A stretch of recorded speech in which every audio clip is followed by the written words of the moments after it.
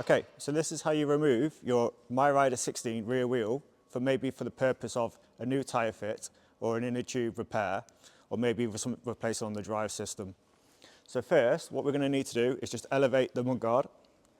For that, we want a 3mm for the side mounting point, and then do the other side. Okay, so once these two screws are backed off, we can literally just elevate the mudguard so that when we pull out the wheel, it's not going to get caught.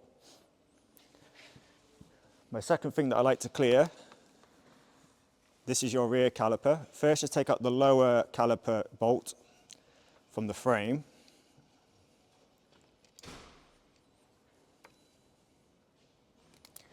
Take that completely away, and then do this one and just pivot the caliper up and then fasten that back up so that when we remove the wheel again, it's free from the caliper.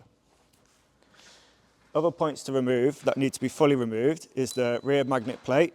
So the tool required for this is like a skinny spanner with a 13mm size.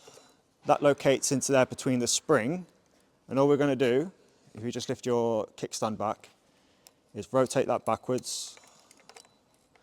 When you're undoing this as well, just make sure that the plate doesn't spring off because it is spring loaded. So just make sure you kind of put your thumb behind here just to prevent that from losing all your spring bits and bolt. Put that down there. Next point is your axle. We're going to undo the axle bolt.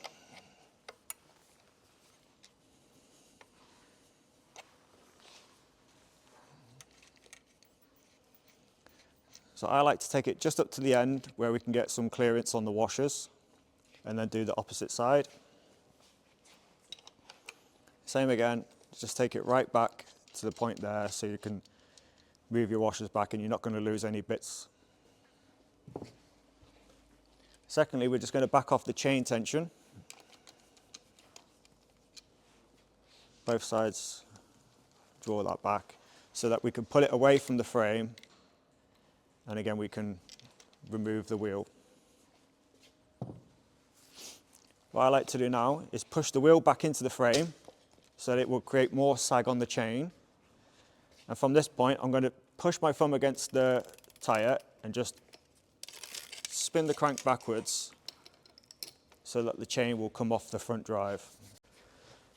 Also for the G17 motor, with the cable, we need to snip 2 zip ties and then unravel it from the frame mounts, and then from here just unplug it from the connector points. Okay, so once you've unconnected your motor cable from here, you need to come to this side of the bike, and then just on the inside of the frame there's a tiny little P-clip. That's the point we want to undo that so that we can fully release the motor cable.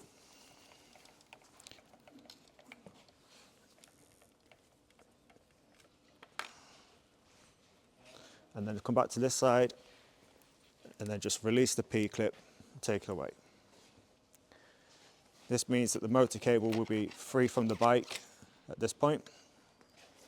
Once all these points are loosened and backed off, we should be able to remove the wheel from the frame.